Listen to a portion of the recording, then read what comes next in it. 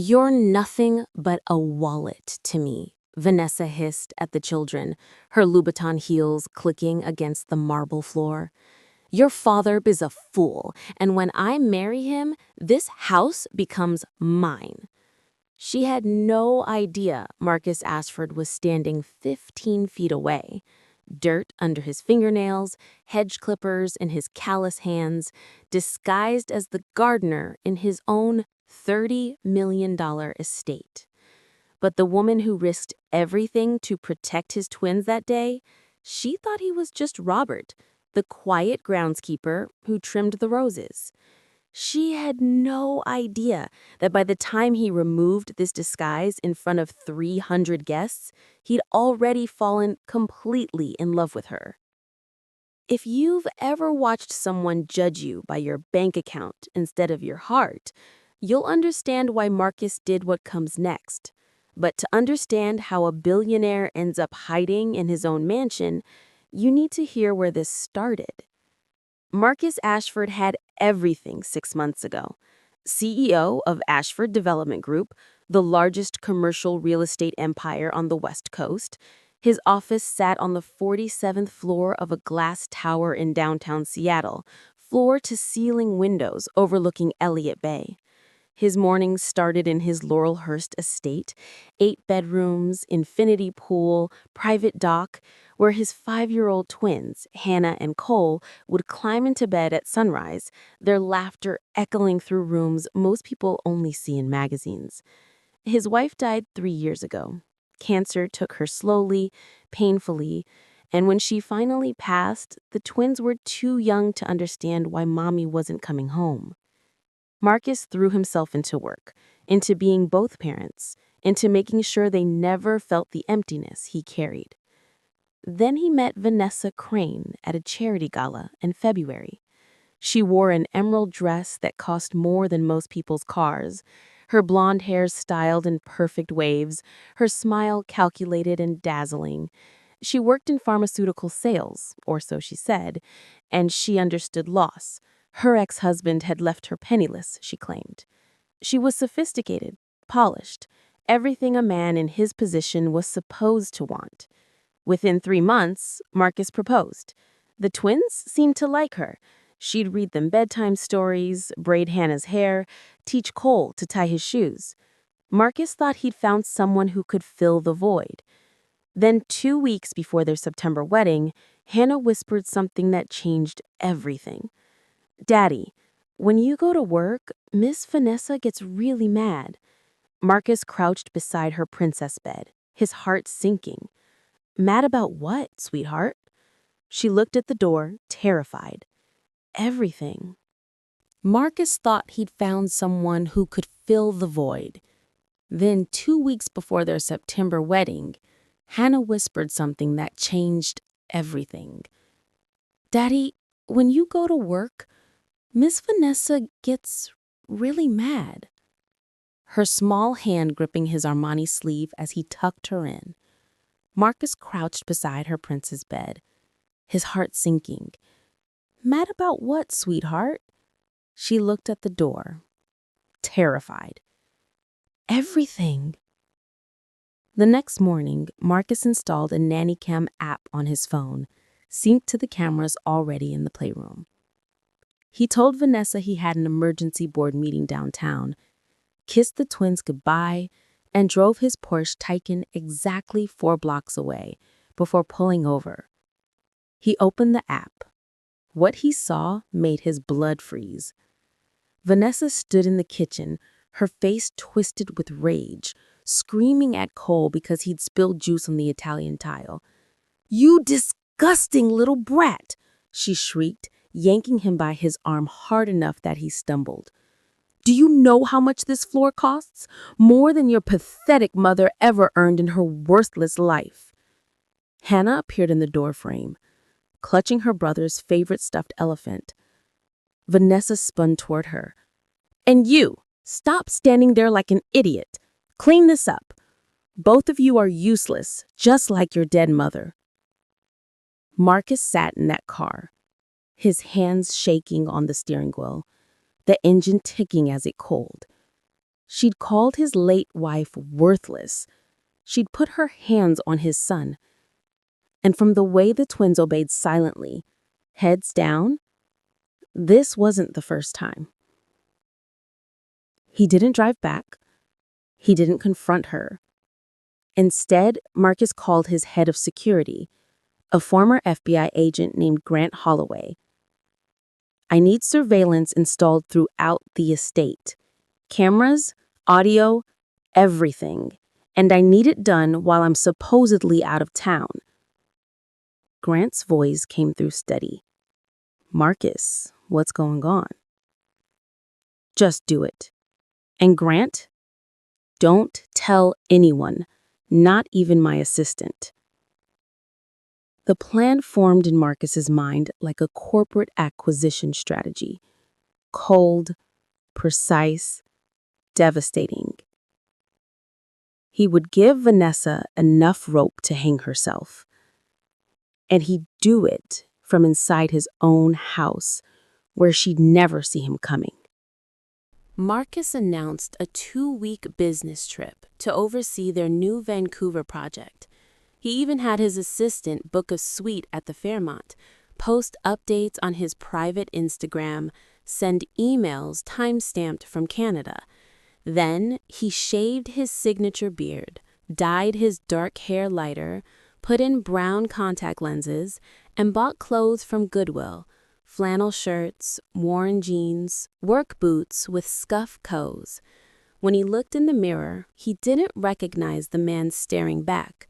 Grant installed cameras in every room except the bathrooms. Then he hired Marcus under the name Robert Kane as the new estate groundskeeper. The previous gardener had quit suddenly. Grant made sure of that with a generous severance. On his first morning as Robert, Marcus arrived at his own gate in a beat-up Toyota Tacoma, dirt already smudged on his face. The housekeeper, an older woman named Iris, let him in through the service entrance. "You must be the new gardener," she said kindly. "Mr. Ashford is very particular about the roses." Marcus nodded, keeping his voice lower than usual. "I'll do my best, ma'am." Then he met her. Clara Mendoza had been hired 3 weeks earlier as the twins' nanny, while Marcus was busy with merger negotiations. She stepped into the kitchen carrying Cole on her hip, Hannah holding her hand, and Marcus felt something shift in his chest. She was maybe 28, with dark hair pulled into a simple ponytail, wearing jeans and a sweater that had seen better days. No makeup, no designer labels, no artifice. Just warm brown eyes that crinkled when she smiled at his children. "You must be Robert," she said, her voice soft. "I'm Clara. I take care of the twins." Marcus managed to respond, his throat tight. "Nice to meet you." These were his babies, and this stranger was holding them with more tenderness than their future stepmother ever had. That afternoon, while Marcus pruned the hedges near the pool house, Clara brought him a glass of lemonade. "It's hot today. Thought you might need this." They sat together on the stone bench under the cherry tree, the one his late wife had planted.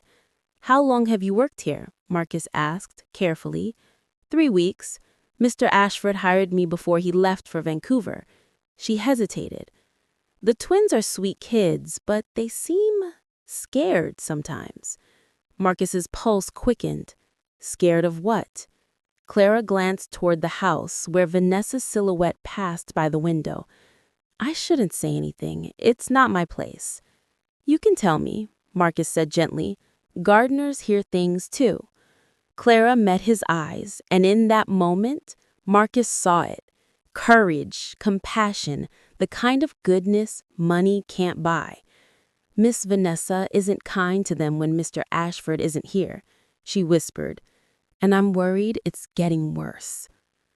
If you believe children should never be afraid in their own home, hit that subscribe button and let me know in the comments. Type, "protect them." Because what Clara didn't know was that the gardener she was confiding in had the power to destroy Vanessa completely. and he was about to use it. For 3 days, Marcus watched through cameras as Vanessa's true nature revealed itself. She screamed at Hannah for not making her bed perfectly. She locked Cole in his room for an hour because he asked for a snack. She spent Marcus's money on designer shopping sprees while feeding the twins cereal for dinner. But the worst came on day 4. Marcus was replanting the garden beds when he heard it through the open window. Vanessa on her phone in his private study. "Jeffrey, relax. Marcus is in Vancouver for another week." "Yes, the wedding's still on. Are you kidding? This estate alone is worth $30 million, and the prenup his lawyer drew up has a loophole you could drive a truck through." Marcus's hands froze in the dirt. Jeffrey, her so-called ex-husband. "Once we're married, I'll work on him to revise it. He's so desperate for the kids to have a mother figure, he'll do anything I ask. Give it 2 years, then we file for divorce, and I walk away with at least $15 million. We split it just like we planned." Marcus pulled out his phone and activated the audio recorder. Every word captured, every confession documented. That evening, Clara found Marcus sitting on the dock, staring at the water. She sat down beside him, her feet dangling over the edge. "Are you okay, Robert? You seem upset." Marcus wanted to tell her everything, that he wasn't Robert, that this was his house, his children, his fiancée plotting to rob him blind. Instead, he said, "Just thinking about fairness, how some people pretend to be something they're not." Clara nodded slowly. "I know what you mean. I grew up poor. My mom cleaned houses to put me through community college. I learned early that integrity matters more than money. Some people never learn that." Marcus looked at her, really looked at her. No diamonds, no designer bags, no agenda. Just a woman who chose to protect children who weren't hers because it was the right thing to do. "You're a good person, Clara," Marcus said quietly. She smiled, surprised. "So are you, Robert." When their hands brushed on the weathered wood, Marcus felt something he hadn't felt in years. Hope. On day 7, Marcus met with his attorney, David Chen, at his downtown office. He wore his real clothes again, his beard grown back just enough to look like himself. "Marcus, this is insane," David said, reviewing the surveillance footage on his laptop. "She's emotionally abusing your children and conspiring to defraud you." "Can we use this in court?" Marcus asked. "Absolutely. The prenup you signed protects your assets completely. She'd get nothing in a divorce anyway. But this evidence, it ensures she never gets custody or visitation rights. You could also press charges for child endangerment." Marcus leaned back in the leather chair. "I want more than that, David.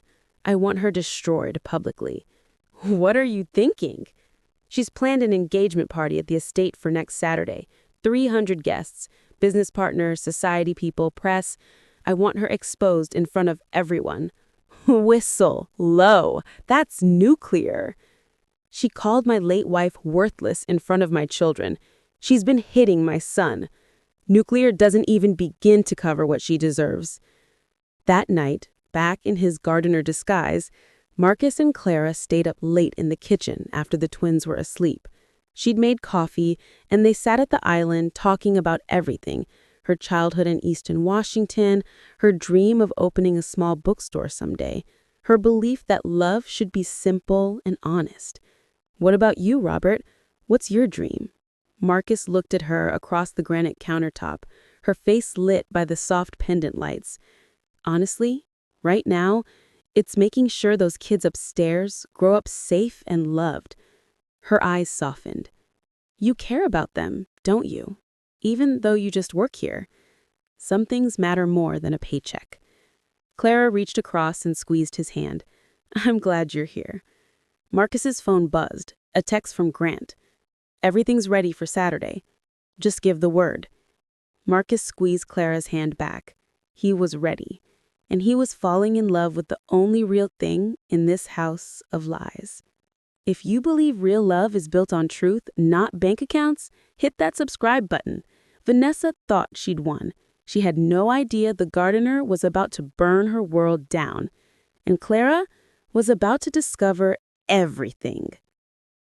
Vanessa announced her plans at breakfast, her voice dripping with false sweetness. "I want the engagement party to be perfect, Marcus. Invite everyone, your business partners, the board members, all of Seattle society." Marcus was outside trimming the boxwoods, but every word came through his earpiece clearly. He'd called her from Vancouver that morning, using a voice modulator app, playing the dutiful Fiancée. "Whatever you want, darling," his recorded voice had said. "Spare no expense." And Vanessa didn't. She hired the most expensive caterers in Seattle, ordered champagne that cost $300 a bottle, brought in a live orchestra. She transformed the estate's ballroom into something from a fairy tale. Crystal chandeliers, white roses everywhere, gold-rimmed china at every place setting. She was planning the party of the year, completely unaware it would become her public execution. During those final days, Marcus and Clara grew closer. They'd take the twins to the park, Marcus pushing Cole on the swings, while Clara helped Hannah across the monkey bars. They'd cook simple meals together in the kitchen after Vanessa went to bed, laughing over burnt pancakes and too salty pasta.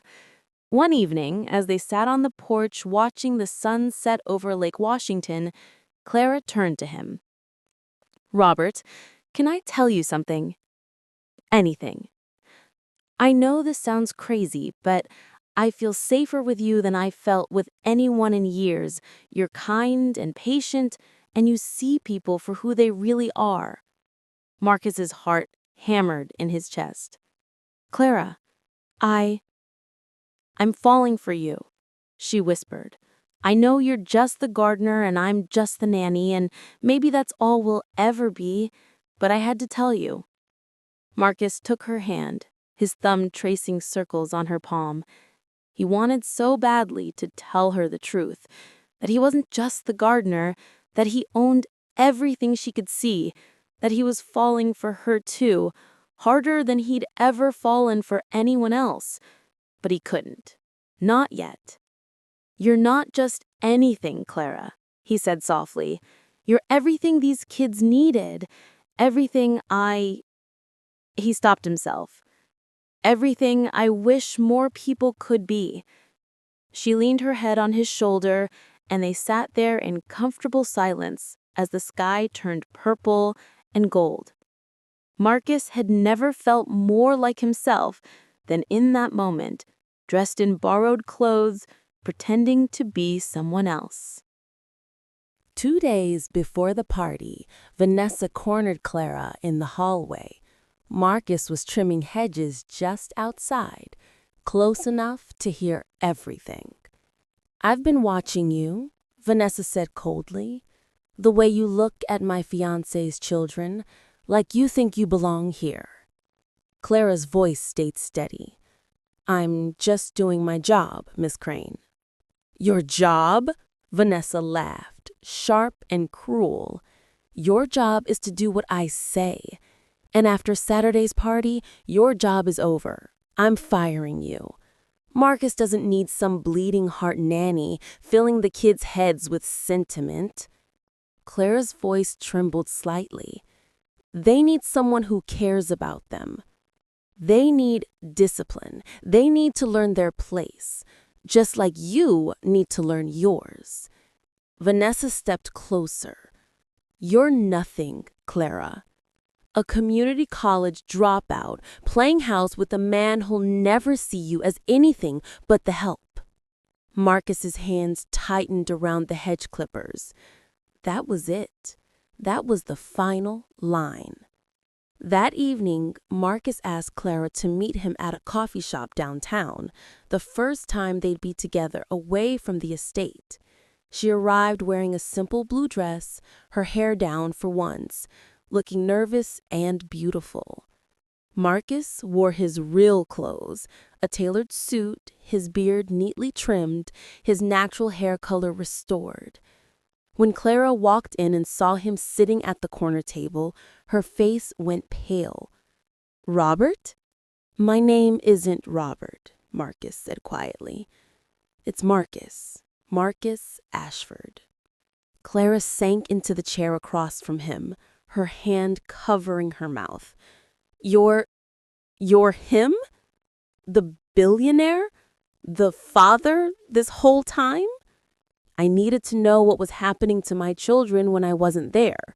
I needed proof." Tears filled Clara's eyes. "You lied to me." "I did. And I'm sorry. But Clara, everything I felt, everything I said to you, that was real. More real than anything I've experienced in years." She shook her head, overwhelmed. "Why are you telling me now?" "Because tomorrow night, I'm going to expose Vanessa in front of 300 people, and I need you to know the truth before that happens. I need you to understand that when I look at you, I don't see the nanny. I see the woman who saved my children, the woman I've fallen in love with." Clara stared at him, tears streaming down her cheeks.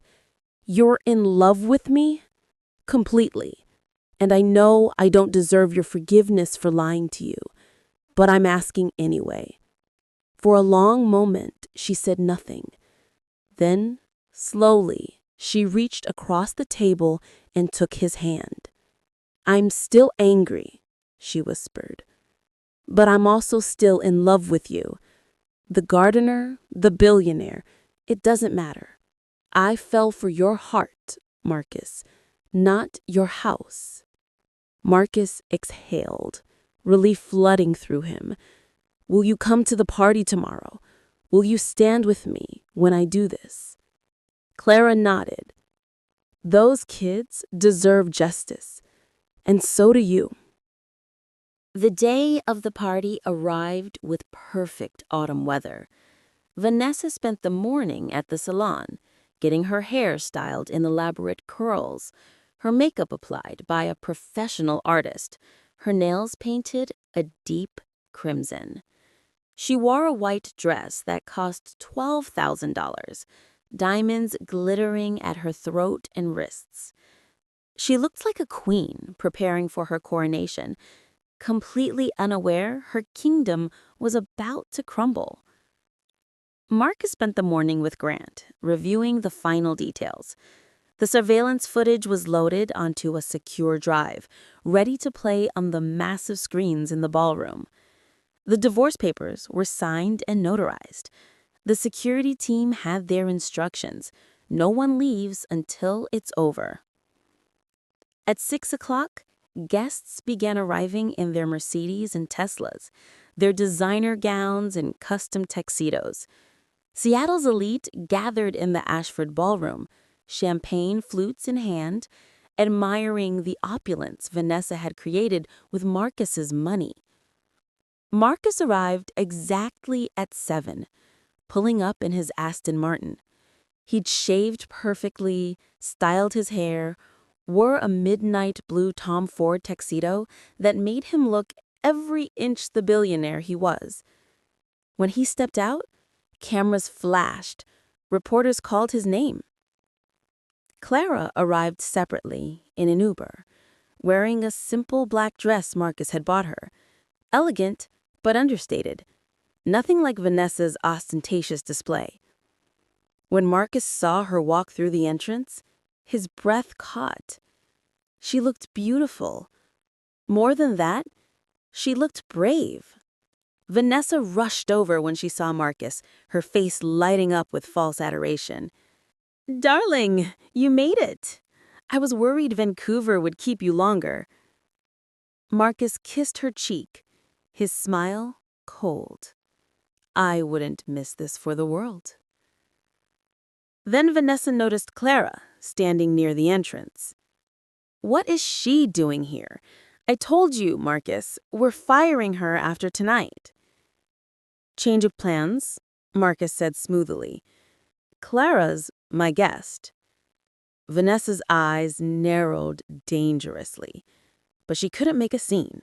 Not here, not in front of 300 witnesses. The party began. The orchestra played Vivaldi. Waiters circulated with caviar and champagne. Business partners congratulated Marcus on his upcoming marriage, completely unaware of the storm brewing beneath the surface. At exactly 8:30, Marcus stepped onto the small stage at the front of the ballroom. The orchestra quieted.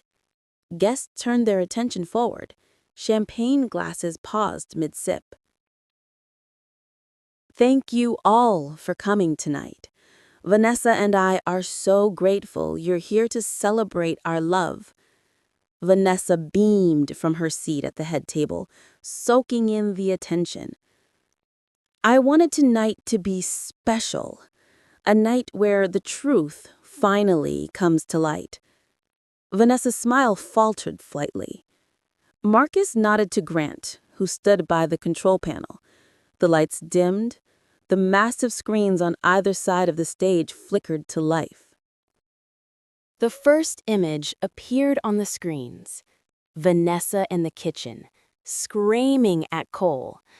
The audio came through crystal clear, her voice venomous and cruel. You disgusting little brat. You're useless, just like your dead mother. Gasps rippled through the ballroom. Vanessa shot to her feet, her face draining of color. Marcus, what is this? Turn him off. But Marcus didn't move. The footage continued. Vanessa yanking Hannah by her arm, Vanessa locking Cole in his room, Vanessa throwing away Ethan's stuffed elephant while the toddler sobbed. Guest after guest watched in horror, champagne glasses forgotten, hands covering mouths in shock. Then the audio shifted. Vanessa's voice on the phone in Marcus's study. Jeffrey, relax. This estate alone is worth $30 million, and the prenup has a loophole. Give it 2 years, then we divorce, and I walk away with at least $15 million. We split it, just like we planned. The ballroom erupted. Whispers turned to exclamations. People turned to stare at Vanessa, who stood frozen at her table, her carefully applied makeup beginning to run with tears of rage and humiliation. You see, Marcus said calmly from the stage, my fiancée isn't who she claimed to be. She's not a grieving divorcee. Jeffrey Crane is her husband, not her ex. They planned this, together, a long con to marry me, bake a divorce, and steal half my fortune. He gestured to the screens, where documents now appeared. These are the divorce papers I filed this morning. The prenup she thought had a loophole? It doesn't. My lawyers made sure of that.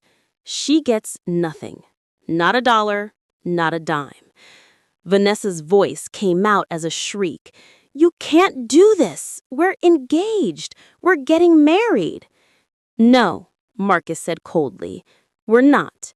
You're also being charged with child endangerment. The evidence has been turned over to the police, who are waiting outside to speak with you. Security guards appeared at the exits. Vanessa looked around wildly, searching for support, but found none. Her friends, the society women who'd fawned over her wealth and status, turned away, disgusted. Jeffrey Crane, who'd been hiding in the back, tried to slip out, but was stopped by 2 officers. Marcus descended from the stage and walked directly to Clara, who stood near the side of the room. He took her hand, and the entire ballroom watched as he led her to the center of the floor. This woman, Marcus said, his voice echoing through the stunned silence. Saved my children when I couldn't. She risked her job, her safety, everything to protect two kids who weren't hers. She did it because it was right, not because she wanted anything in return.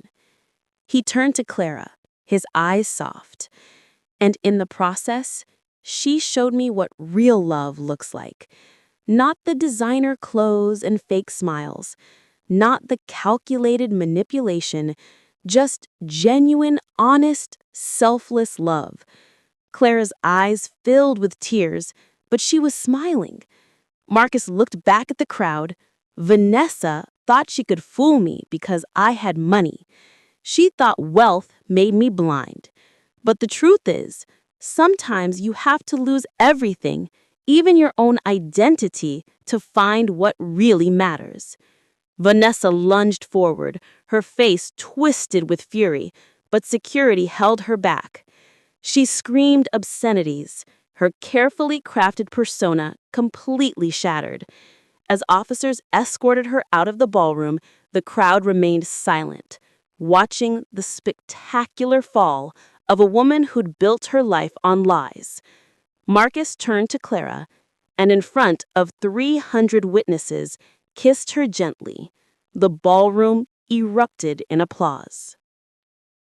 3 months later, Marcus stood on the same dock where he and Clara had first held hands, watching the winter sun set over Lake Washington.